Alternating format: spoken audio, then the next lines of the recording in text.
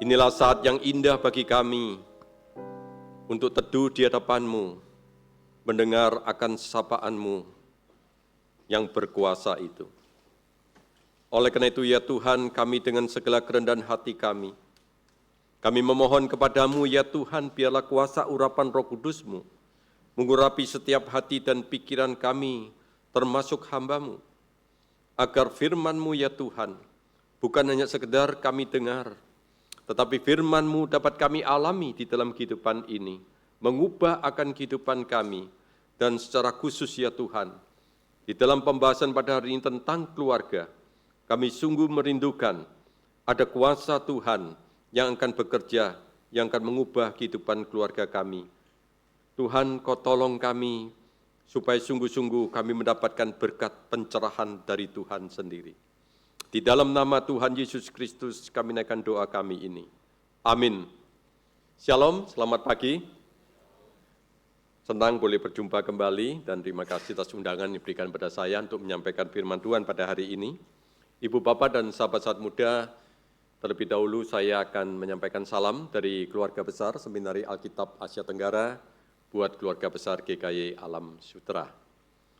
Hari ini saya diberikan suatu tema yaitu ketundukan keluarga kepada Kristus yang terambil dari Kolose pasal 3 ayat 18 sampai 21. Hai istri-istri, tunduklah kepada suamimu sebagaimana seharusnya di dalam Tuhan. Hai suami-suami, kasihilah istrimu dan janganlah berlaku kasar terhadap dia. Hai anak-anak, taatilah orang tuamu dalam segala hal, karena itulah yang berkenan di dalam Tuhan. Hai bapak-bapak, janganlah sakiti hati anakmu, supaya jangan tawar hatinya. Ibu, bapak, dan sahabat muda, prahara keluarga Kristen masa kini merupakan sesuatu yang tidak dapat ditutupi oleh kita semua. Itu terjadi dalam kehidupan jemaat, dalam kehidupan aktivis, majelis jemaat, maupun dalam kehidupan rohaniwan. Beberapa bulan yang lalu kita dikejutkan ada seorang rohaniwan yang menyiksa akan istrinya. Tentunya kita melihat dalam kehidupan kita ini, prahara kehidupan keluarga Kristen itu merupakan sesuatu yang sudah terbuka. Dan itu yang terjadi. Walaupun mungkin tidak tersiar kemana-mana, tapi sebetulnya di dalam pergumulan keluarga Kristen, begitu banyak hal permasalahan yang tidak mudah untuk dipecahkan. Ada banyak faktor, Bapak, Ibu, dan sahabat-sahabat muda, bagaimana prahara kehidupan Kristen itu terjadi. Yang pertama, kesibukan pekerjaan suami dan istri. Sehingga pada waktu kita bekerja dengan kesibukan yang ada, kehilangan kedalaman relasi suami dan istri, itu terjadi. Dan bukan hanya demikian, terjadi juga kedalaman relasi dengan Tuhan itu tidak terjadi dalam kehidupan suami istri.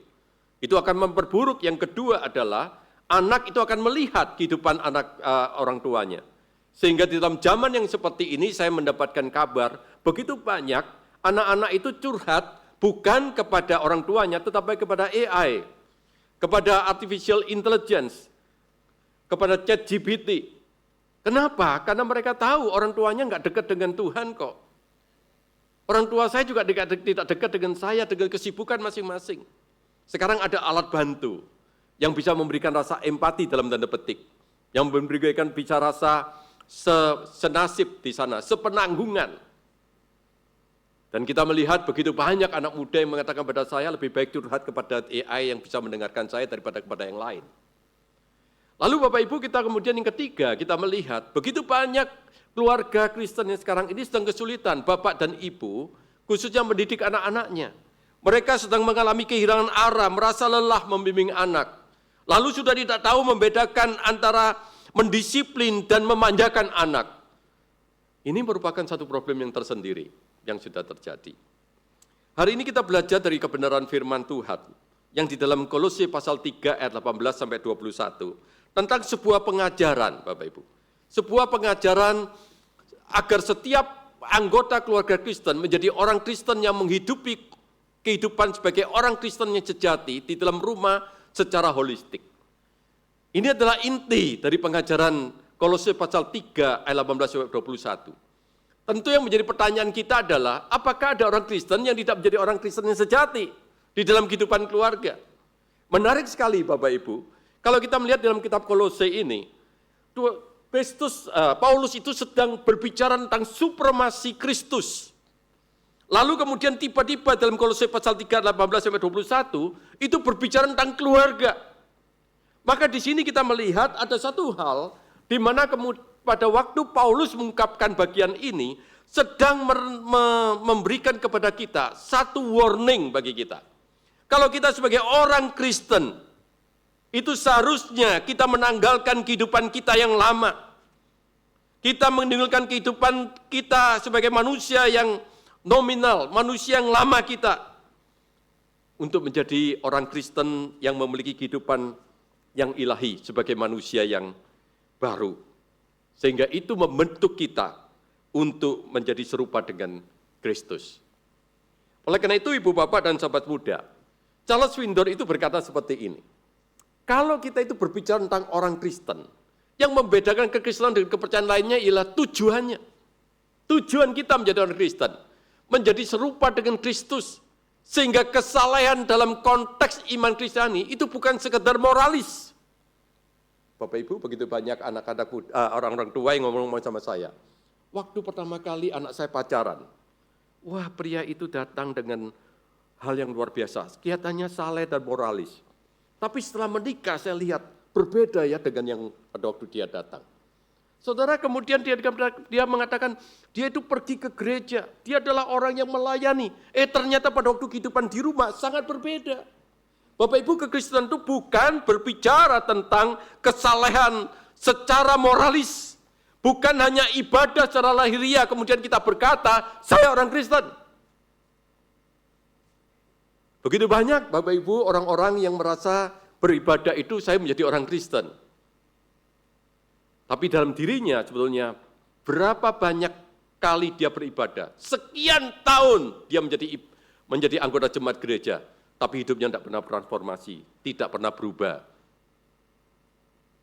Kita juga melihat bahwa Charles Swindoll juga berkata bukan hanya konsep tentang Allah, kita tahu tentang Allah yang kudus. Kita mungkin juga berbicara tentang kebajikan atau idealisme sebagai orang Kristen. Tetapi Charles Swindoll itu lebih mengatakan, sebetulnya pada waktu kita menjadi orang Kristen, disebut sebagai Kristianos, pengikut Kristus, maka di situ kita seharusnya memiliki hidup yang berakar pada Kristus. Nah, itulah yang ditekankan Bapak Ibu di dalam relasi kita, suami istri, orang tua dan anak di dalam bagian ini. Di dalam kaitan ini Bapak Ibu tentunya kita berpikir, kalau begitu bagaimanakah wujud keluarga?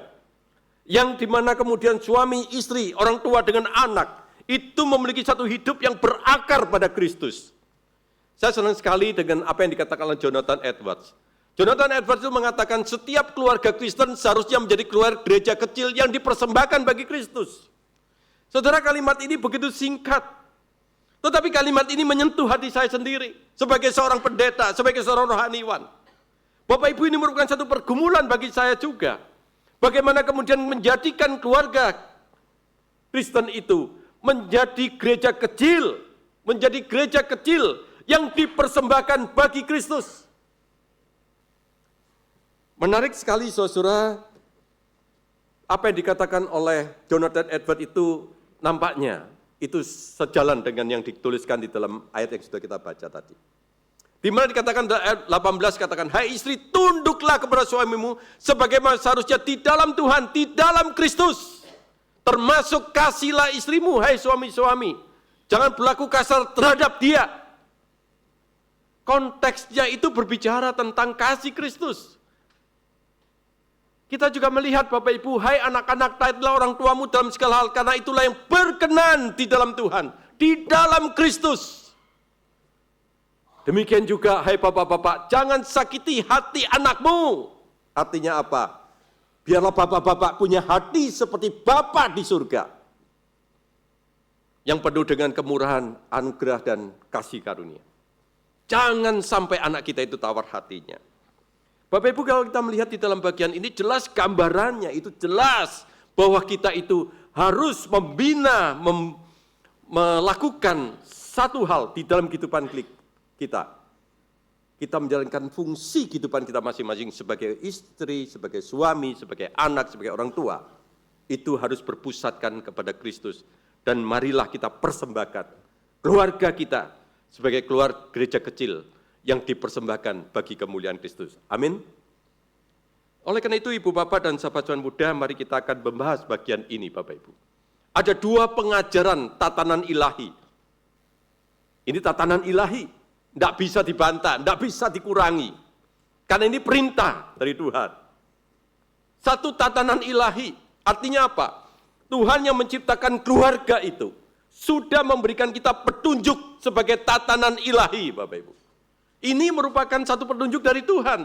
Inilah yang menjadikan keluarga kita harmonis, menjadi keluarga yang penuh dengan damai sejahtera, menjadikan keluarga kita menjadi keluarga yang benar-benar Bapak Ibu sebagai gereja kecil, satu komunitas yang penuh dengan kasih, satu komunitas yang boleh terbentuk, menjadikan kita semuanya mengalami kasih Kristus di dalam keluarga kita.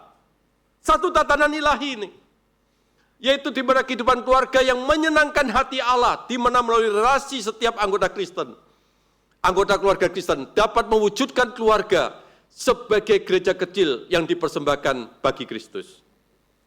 Nah, mari kita akan melihat bersama-sama Bapak Ibu, di dalam bagian ini. Yang pertama, tatanan ilahi yang pertama, relasi suami dan istri yang berpusatkan kepada Kristus. Kalau kita mau persembahkan keluarga kita sebagai keluarga yang sebagai gereja kecil dipersembahkan bagi Kristus, maka relasi suami dan istri harus berpusat kepada Kristus. Yang pertama Bapak Ibu dikatakan, hai istri tunduklah kepada suamimu sebagaimana seharusnya di dalam Tuhan. Ibu Bapak dan sahabat-sahabat muda tentunya kita bersama-sama melihat, wah ini biasa ya khotbah ini sering saya dengarkan, begitu ya. Tapi Bapak Ibu kembali kita melihat di dalam perspektif yang berpusatkan kepada Kristus.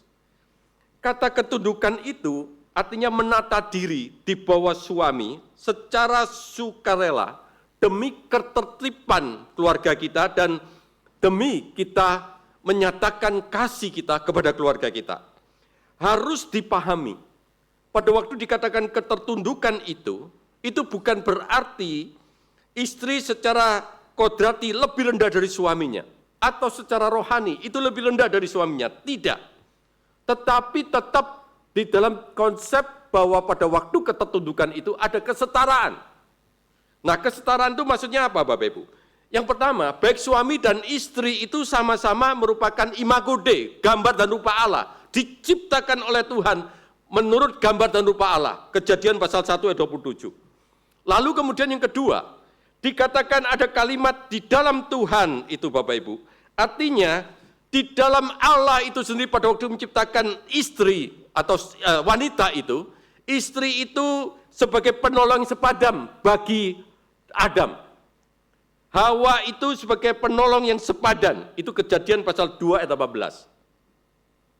Kemudian kalau dikatakan dalam Kristus, kita juga melihat Bapak Ibu, di dalam doktrin Allah Tritunggal, Allah itu sepenuhnya, Allah Anak itu sepenuhnya setara dengan Allah Bapa di dalam hakikat dan keilahiannya.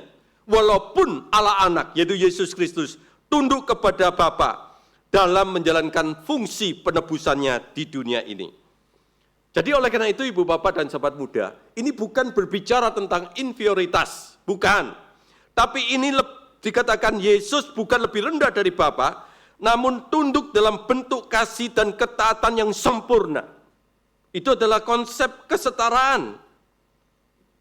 Oleh karena itu John Calvin itu mengatakan Bapak Ibu, ya, dia mengatakan istri tunduk itu tidak kehilangan kehormatannya di depan suaminya. Tidak. Tunduk itu tidak berarti rendah, karena kita tahu konsepnya itu di dalam Kristus. Yang kedua, Ken Hughes, seorang penafsir modern, dia mengatakan begini, kesetaraan dan ketertundukan bukanlah musuh, melainkan harmoni surgawi, dua nada yang berbeda, tapi berpadu indah di bawah arahan Kristus. Sebenarnya kesetaraan dan ketertundukan itu luar biasa tatanan ilahinya Bapak Ibu. Sangat bagus. Nah mungkin Bapak Ibu pikir, ini sekarang contohnya apa Pak? Gitu ya, supaya kita lebih gampang. Tapi ini harus saya terangkan secara doktrinal Bapak Ibu ya. Nah misalnya begini, di dalam satu situasi, pengambilan keputusan besar bagi keluarga, mau beli rumah baru, mau menyekolahkan anak di mana, itu merupakan satu keputusan yang besar. Di dalam konsep kesetaraan, apa yang harus dilakukan suami dan istri ini? Khususnya dalam relasi istri harus tunduk kepada suami. Dalam kesetaraan, suami dan istri itu saling berdoa. Harus saling terbuka, berdiskusi secara belak-belakan. Dan menghargai pendapat satu sama lain. Ini konsep kesetaraan yang harus terjadi. Jadi pada waktu mengambil keputusan harus sama-sama ini bicara, sama-sama berdoa. Tetapi pada waktu kemudian, waktu pengambilan keputusan itu ada perbedaan pendapat yang besar sekali dan tidak mungkin disatukan. Maka di dalam konsep ketertundukan yang sehat, sekali lagi konsep ketertundukan yang sehat itu, maka istri itu harus memilih, mempercayakan keputusan akhir kepada suaminya. Bukan karena kalah dia, tetapi menghormati tatanan Allah ini. Maka istri itu bisa bicara, oke, sekarang kita dalam keadaan yang berbeda pendapat. Aku akan berdoa bagi kamu, agar Roh Kudus memberikan hikmat kepadamu, sebagai suami, sebagai kepala keluarga, dapat mengambil keputusan yang sesuai dengan kehendak Allah. Saya menyerahkan, tapi saya berdoa kepada kamu agar Tuhan memberikan hikmat bijaksana. Itu adalah satu konsep yang harus terjadi, Bapak Ibu, di dalam ketertundukan dan kesetaraan. Misalnya kita juga berbicara tentang satu hal, Bapak Ibu, yaitu tentang pekerjaan. Istri itu boleh berkarir, melayani, berkarya, Bapak Ibu. Dan kemudian istri itu juga punya hal yang penting, Bapak Ibu. Tapi semisalnya, kalau kemudian istri itu jauh lebih hebat, misalnya ini Bapak Ibu ya, dan kemudian karirnya lebih menanjak, karena hokinya luar biasa. Saudara, seakan-akan martabatnya dia itu kemudian lebih tinggi, Bapak Ibu. Tetap di dalam konsep kesetaraan, istri tidak boleh menganggap martabatnya dia lebih tinggi. Karena dia sama, suami dan istri di hadapan Tuhan itu sama. Imago Dei adalah menurut gambar dan rupa Allah. Tetapi di dalam kesetaraan, Bapak Ibu, dalam ketertundukan, istri harus tetap menghargai kepemimpinan suami. Itu harus terjadi. Dan suami harus memberikan satu ruang untuk istri berkembang. Bapak Ibu, kalau kemudian terjadi konflik pandangan yang sangat serius, Bapak Ibu, di dalam konsep kesetaraan, maka di dalam Alkitab dikatakan suami dan istri itu dipanggil untuk saling menghormati, mendengar, dan juga mengampuni. Kalau dari konflik yang besar, dipanggil berdua untuk saling menghormati, untuk mendengar dan mengampuni. Di dalam kesetaraan, istri tidak melawan dengan keras kepala, tapi suami juga tidak boleh memimpin dengan otoriter, tapi dengan kelembutan dan doa. Konsep tentang ketertundukan ini tidak sempurna kalau kita tidak melihat bagian berikutnya. Ayat 19. Hai suami-suami, kasihlah istrimu, janganlah berlaku kasar terhadap dia. Bapak Ibu, kalau kita berbicara tentang kasih di sini, maka di sini dikatakan kasihlah itu di dalam bahasa aslinya imperatif present aktif. Artinya Bapak Ibu, kasihlah terus-menerus tanpa jeda dan tanpa syarat. Tanpa jeda, tanpa syarat. Itu seorang suami harus mengasihi istrinya seperti ini. Karena mereka sudah dipersatukan dalam pernikahan kudus, menjadi satu daging. Kasih yang seperti inilah Bapak Ibu yang katakan kasih agape. Kasih Kristus, kasih agape. Yaitu kasih yang berkorban tanpa syarat, aktif dan konsisten. Jadi menggambarkan kata kasih itu Bapak Ibu haruslah dalam konsep kasih agape Kristus. Di mana konsep kasih agape Kristus itu adalah kasih yang berkorban, kasih yang tanpa syarat, yang terus aktif. Bapak Ibu coba bayangkan kalau Allah tidak aktif mengasihi kita. Kita seringkali berdosa, tadi pembawa acara membawa kita pada satu perenungan. Bagaimana dengan kehidupan kita yang terus-menerus jatuh di dalam dosa. Bapak Ibu coba lihat. Maka di situ kita melihat di dalam kelemahan kita itu kasih Allah tetap aktif dan konsisten mengangkat kita.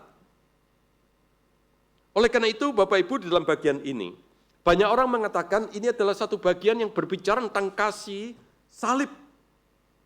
Tetapi juga ada yang berkata ini kasih inkarnasional, satu kasih yang membumi, di mana Allah itu mengutus anaknya yaitu Kristus, yang adalah ilahi, turun ke dalam dunia menjadi manusia yang sejati, turut merasakan penderitaan, untuk dapat melihat kehidupan kita yang nyata sebagai manusia yang berdosa. Dia kemudian menyatakan kasih-Nya dengan mati di atas kayu salib, untuk menebus dosa saudara dan saya. Artinya, kasih Kristus itu bukan sekedar diceritakan, diberitakan, tetapi kasih Kristus itu dinyatakan, bahkan melalui pengorbanan dirinya, merelakan dirinya mati di atas kayu salib. Kasih yang membumi. Pada waktu saya merenungkan bagian ini, Bapak Ibu, maka saya ingin menyatakan, kasih yang dimaksudkan di sini adalah suami mengasihi dengan kasih yang inkarnasional. Satu kasih yang membumi, satu kasih yang dapat dirasakan, satu kasih yang dapat dinikmati oleh istri. Itu yang terjadi, yang harus ada dalam diri kita. Bapak Ibu, mungkin contohnya itu saya mengambil seorang yang terkenal, seorang penerbang yang terkenal yang bernama Charles L. Lindbergh, Bapak Ibu. Istrinya yang bernama Anna itu berkata seperti ini. Dia menulis tentang bagaimana kasih suaminya itu membuat dia itu sangat menikmati. Kasih suaminya itu membumi. Dia begini, fakta aku dicintai, maksudnya cintai oleh suaminya, membuat dunia dan diriku itu berubah. Aku diberikan kepercayaan diri, kekuatan dan hampir juga dikatakan, aku setiap kali mengalami satu perubahan di dalam karakterku. Pria yang kucintai percaya kepadaku, karena itu aku bisa melakukan lebih banyak dari yang kusangka. Bapak Ibu, dia bercerita tentang bagaimana suami itu mengasihi dia dengan sepenuh hatinya dan rela berkorban. Satu kasih yang diwujud nyatakan bukan hanya melalui kata-kata tetapi melalui tindakan yang asli. Saya senang sekali Bapak Ibu pada waktu kita menikah yang dahulu Bapak Ibu ya, bagi yang sudah menikah, kita mengucapkan janji mengasihi istri, suami dengan sepenuh hati sampai akhir maut yang memisahkan kita berdua. Masih ingat janji itu? Bapak Ibu, pada waktu kemudian kita seringkali mengungkapkan janji itu kita hafal, betul enggak?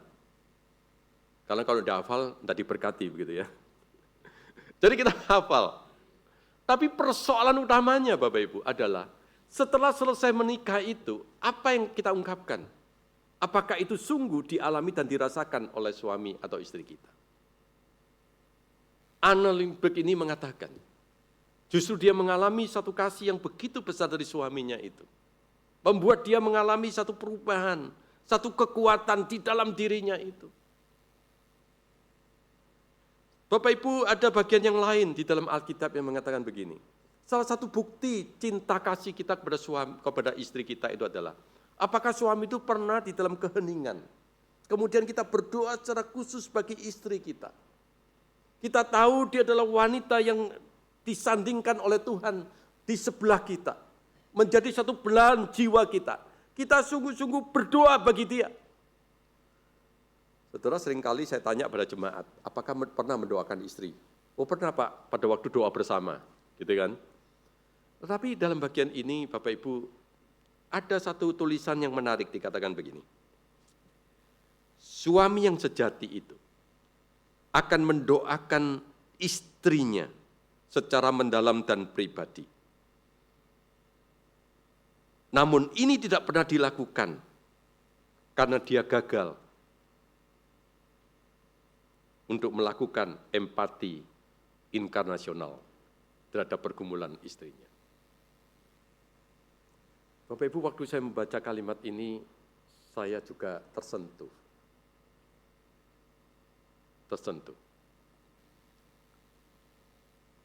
Kalau kita melihat di dalam kehidupan kita, Bapak Ibu, apa yang dikatakan oleh Petrus di dalam 1 Petrus pasal 3 ayat 7.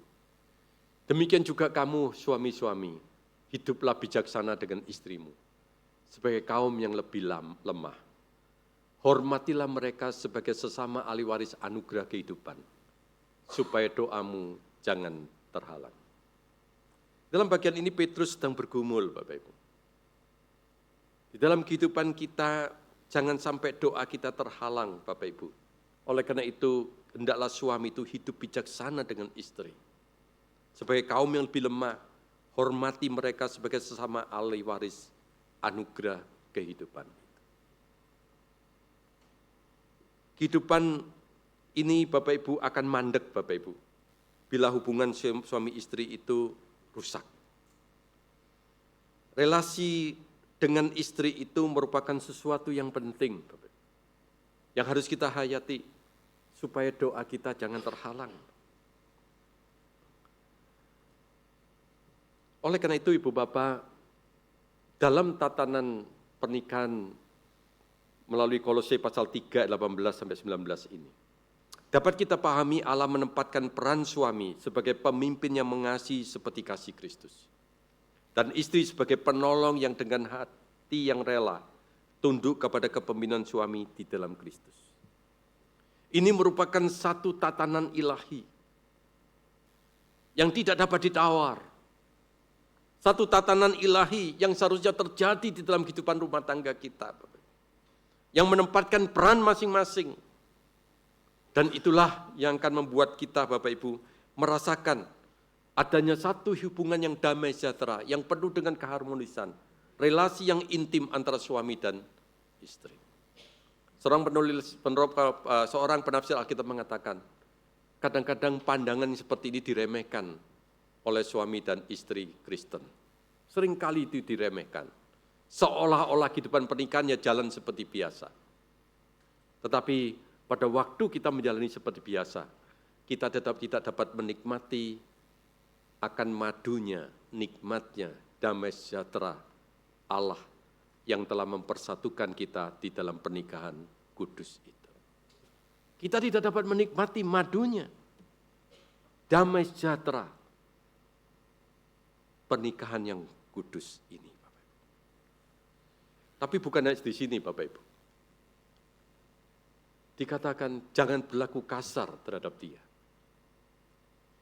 Ibu Bapak, di dalam bagian ini tentunya kita bersama-sama melihat apakah dalam bentuk yang kasar itu Bapak Ibu. Maka ada beberapa bentuk yang kasar itu Bapak Ibu yang dikatakan kekerasan secara fisik. Oh begitu banyak Bapak Ibu keluarga-keluarga yang mengalami kekerasan secara fisik.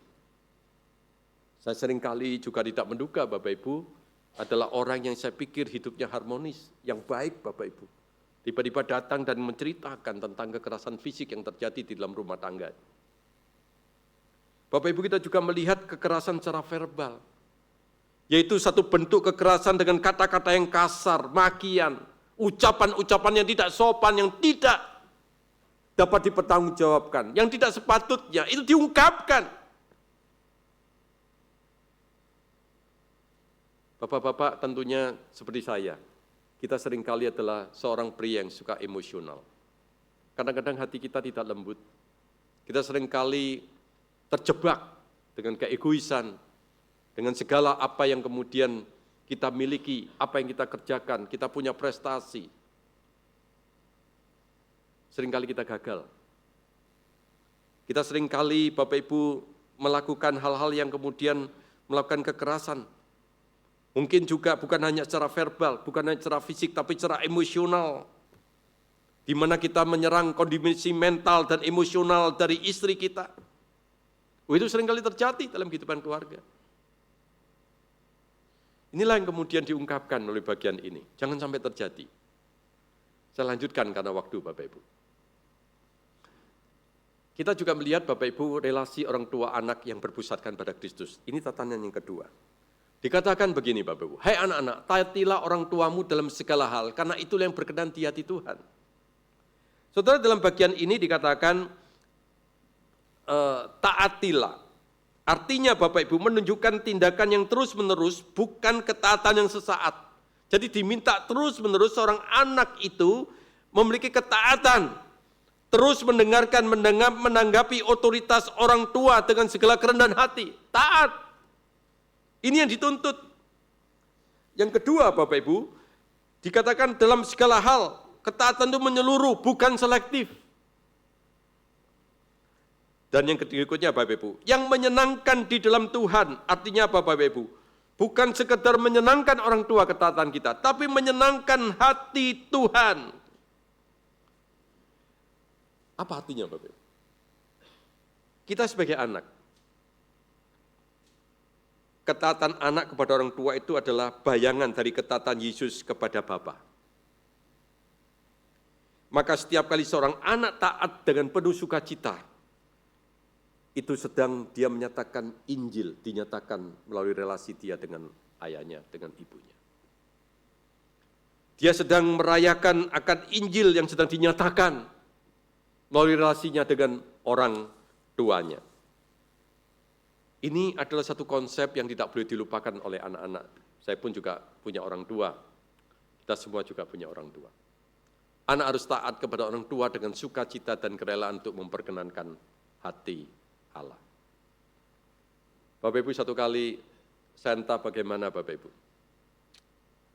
Saya sudah berkeluarga dan punya anak. Pada waktu saya berkunjung kepada mama saya, satu kali entah bagaimana saya itu mengungkapkan kata-kata yang menyinggung perasaan mama saya. Lalu mama saya itu masuk ke kamar. Saya tidak merasa apa-apa, Bapak. Tapi saya lihat kok cukup lama. Pada waktu kemudian saya masuk kamar, saya lihat mama saya menangis. Pada waktu anak mama saya menangis itulah Bapak Ibu, saya benar-benar saya merasa hancur diri saya. Saya berlutut di samping ranjang mama saya dan saya minta maaf. Ibu Bapak, saya pikir di dalam kehidupan kita, saya mengapa harus melakukan seperti itu? Karena saya tahu Bapak Ibu, saya telah melukai hati mama saya. Ketaatan seperti ini bukanlah satu ketaatan yang kita persembahkan untuk hanya kepada papa mama, kepada mama kita ataupun kepada orang tua kita. Tapi sebagai hamba Tuhan, saya yang sudah belajar Alkitab, bagaimana kemudian saya harus menghormati orang tua, saya harus taat kepada orang tua. Bapak Ibu, saya tahu, memang mungkin orang tua itu ada kelemahan, tapi saya juga sadar, saya pun sebagai anak punya kelemahan. Jangan menghakimi orang yang punya kelemahan, padahal diri kita juga punya kelemahan. Maka disitulah Bapak Ibu di dalam kehidupan kita. Kita harus tahu, ada satu hal yang harus kita lakukan di dalam diri kita. Sebagai seorang anak kita itu taat. Tentunya Bapak Ibu, ketaatan kita ada batasnya. Batasnya apa Bapak Ibu? Yaitu perintah ini mengasumsikan orang tua tidak akan menuntut sesuatu yang tidak pantas bagi anak-anaknya. Kecuali kalau orang tua menuntut yang tidak pantas untuk dilakukan. Tentu kita tidak boleh taat. Ataupun perintah ini juga beranggapan bahwa orang tua menginginkan yang terbaik bagi anak-anaknya. Ketika anak-anak mereka meminta roti, mereka tidak memberikan batu. Bapak Ibu, tentu ada batasnya. Tetapi hal-hal yang tidak sesuai dengan firman Tuhan, tentu anak harus punya sikap. Termasuk suami, termasuk istri kepada suami. Harus punya satu batasan. Sesuatu yang melanggar firman Tuhan tentunya tidak perlu kita ikuti. Tapi dalam bagian ini Bapak Ibu jelas Tuhan ingin mengatakan orang tua kepada anak-anak itu harus taat. Yang berikutnya Bapak Ibu, perintah ini mengasumsikan bahwa orang tua tidak akan menuntut sesuatu yang tidak pantas dari anak-anak mereka. Perintah ini juga beranggapan bahwa orang tua menginginkan terbaik bagi anak-anak ketika anak mereka meminta roti, mereka tidak memberi batu. Itu merupakan satu hal yang penting. Karena seringkali banyak orang tua yang salah tanggap. Kata segala sesuatu, wah itu segala sesuatu harus diikuti gitu ya. Tapi yang melanggar firman Tuhan tentu tidak kita ikuti. Menganggap segala sesuatu yang menjadi miliknya sebagai milik ayahnya. Itulah sikap seorang anak. Taat kepadanya dalam segala hal. Jangan pernah menjelek-jelekkan kepada siapapun. Dan jangan berkata atau melakukan apapun yang merugikan orang tua kita. Mengalah kepada dalam segala hal dan memberi tempat kepadanya. Menolongnya sejauh mampu menolongnya. Saya seringkali mendengarkan anak muda yang berceloteh. Yang kemudian menganggap orang tuanya begitu salah Bapak Ibu ya. Dan kemudian menceritakan kepada teman-temannya dengan begitu vulgar. Bapak Ibu. Seringkali saya mengatakan pada anak-anak itu, saya mengatakan lebih baik tidak itu dilakukan. Karena apa? Karena di dalam ketaatan kita itu harus ada punya ruang di mana menolong orang tua kita sejauh mampu menolongnya. Kalau dia punya kelemahan, mari kita doakan. Mari kita doakan orang tua kita. Jangan berkata keluar. Doakan orang tua kita. Supaya sungguh dalam kehidupannya mengalami perubahan transformasi.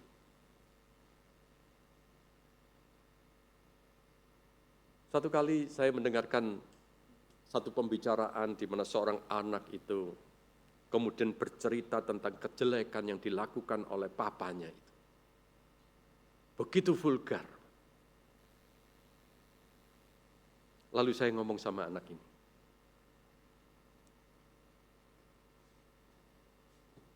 Apakah di dalam kehidupanmu, kamu juga tidak punya tabiat dan karakter yang membuat diri kamu itu, bahwa kamu itu lebih baik dari orang tua? Saya mengatakan kita harus melihat di dalam konteks yang seperti ini. Kalau kamu hari ini jauh lebih baik dari orang tuamu, itu karena Kristus yang sudah mengampuni, yang sudah merubah akan hidup. Tapi maukah kamu justru berdoa bagi papamu untuk mengalami kasih Kristus dan kemudian mengalami perubahan dan transformasi di dalam kehidupannya? Bapak Ibu, saya setuju dengan James Dunn ini. Memang kita mengalah dalam segala hal dan memberi tempat kepadanya. Tapi ada kalimat terakhir yang menyentuh saya. Marilah menolongnya sejauh mampu menolongnya. Kita harus mampu menolong, Bapak Ibu, kalau memang ada kelemahan di antara orang tua kita. Kita manusia yang lemah, orang tua kita juga lemah. Tapi juga ada perintah dari Tuhan kepada bapak-bapak. Janganlah sakiti hati anakmu supaya jangan tawar hatinya.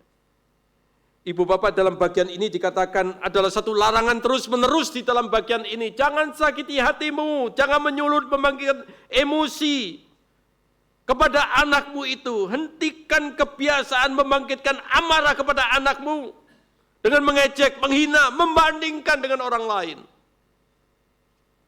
Ada seorang anak muda yang sangat kecewa dengan papanya karena sejak kecil dia selalu dibandingkan dengan adik-adik dan kakaknya. Itu merusak emosinya. Benar-benar membuat dia merasa sakit sekali dengan papanya. Sehingga pada waktu itu dia berkata, saya juga sering kali kemudian berpikir, kenapa saya punya papa seperti ini? Dia sakit hati. Ada seorang yang juga berkata kepada saya, bagaimana dia tersulut emosinya karena papanya itu menghina secara berlebihan terhadap dirinya. Dan itu dia membuat sakit hati di dalam dirinya, saudara. Tapi dalam bagian ini bukan hanya secara verbal, secara fisik itu juga terjadi. Tadi pagi juga saya ceritakan. Bagaimana seorang ayah itu telah berbuat salah. Dia kemudian memukul anaknya dengan kayu dan menyebabkan anaknya itu cacat. Perintah dari firman Tuhan ini adalah, biarlah bapak-bapak itu termasuk saya, punya hati seperti Bapa di surga. Amin. Hendaklah kita punya hati seperti Bapa yang di surga. Itulah pesan firman Tuhan pada hari ini. Supaya jangan membuat anak-anak kita itu tawar hatinya. Itu sesuatu yang harus kita hindari. Saya juga pernah berbuat salah, Bapak Ibu. Anak saya 2 wanita. Juga pernah ada satu anak saya yang kemudian berkata pada saya, Pak, saya sakit hati dengan ucapan Bapak. Saya menangis, Pak. Saya membuat hati dia terluka. Inilah yang terjadi. Saya juga merasakan, Bapak Ibu, kesakitan hatinya pada waktu dia cerita. Ya, saya bersyukur dia masih mau cerita, Bapak Ibu. Kalau dia dibawa keluar, tidak ngomong sama saya, ngomong sama orang lain, justru saya malu sebagai seorang pendeta. Ternyata saya sendiri tidak melaksanakan firman Tuhan. Sejak itulah Bapak Ibu saya tahu, walaupun saya seorang pendeta, saya juga penuh kelemahan.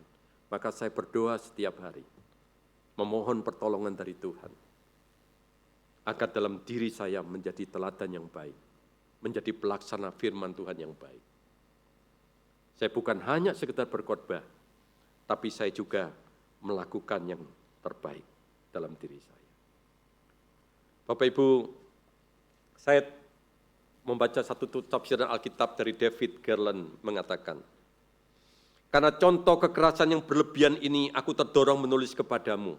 Dia menulis mengutip dari satu tulisan Letters 9:12 itu Bapak. Karena contoh kekerasan yang berlebihan ini aku terdorong menulis kepadamu sebagai seorang sahabat kepada sahabat lainnya, supaya engkau jangan pada satu kesempatan memerlukan anakmu terlalu keras dan terlalu ketat. Mengapa, saudara? Ingatlah bahwa ia seorang anak dan engkau dahulu juga seorang anak. Lakukanlah tugasmu sebagai seorang ayah sambil selalu mengingat bahwa engkau adalah manusia yang lemah dan ayah dari seorang manusia yang lemah. Saya tertegur Bapak Ibu pada waktu David Garland menulis seperti ini dan kutipan dari Pliny ini, Pak. Bukankah kita sebagai orang tua, kita juga dulu sebagai seorang anak?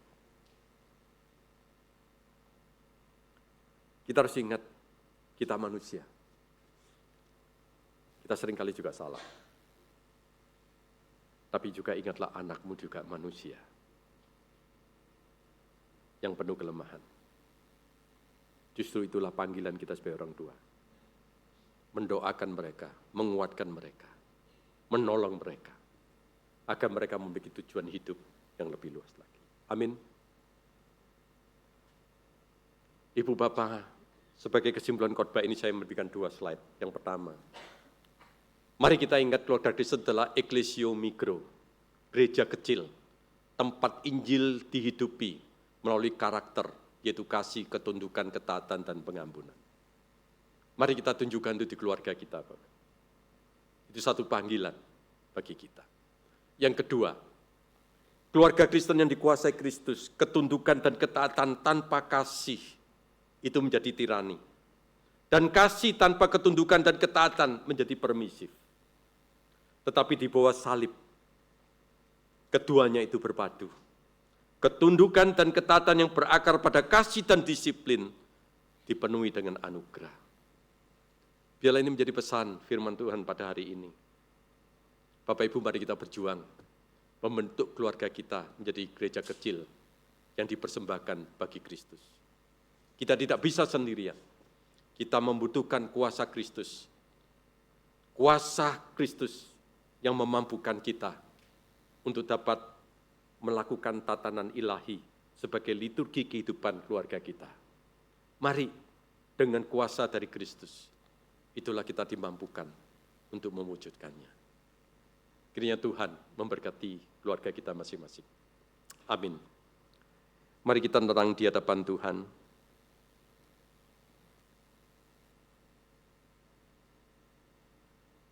Saya ajak Bapak, Ibu, dan sahabat muda merefleksikan kehidupan keluarga kita masing-masing. Mari kita jujur dan terbuka di hadapan Tuhan. Tidak ada satupun yang tersembunyi. Apakah engkau sebagai istri yang mengalami luka hatimu terhadap suamimu? Apakah engkau sebagai suami yang terluka hatimu karena perlakuan istrimu? Apakah ada Anda sebagai anak terluka karena kelakuan orang tuamu? Ataupun Bapak Ibu sebagai orang tua yang terluka karena perbuatan dari anak. Mari kita tenang di hadapan Tuhan.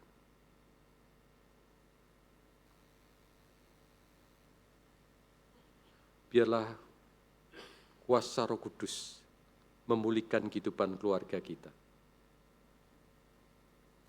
Dan bagi Bapak, Ibu, dan sahabat-sahabat muda yang hari ini keluarga hancur, berdoalah di hadapan Tuhan. Mari berdoalah di hadapan Tuhan. Mohonlah Tuhan memberikan pemulihan bagi keluarga kita.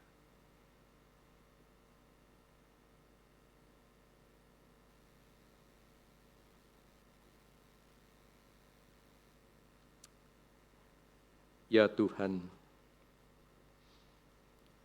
banyak kelemahan yang terjadi dalam hidup ini, dalam kehidupan keluarga kami.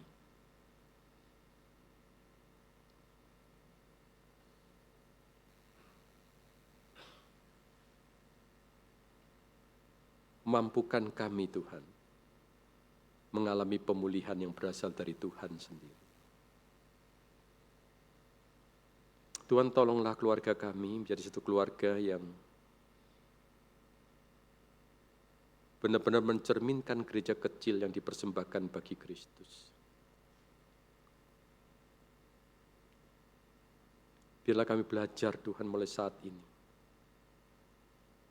dengan mengandalkan kuasa Kristus, dimampukan mentransformasi kehidupan kami terlebih dahulu.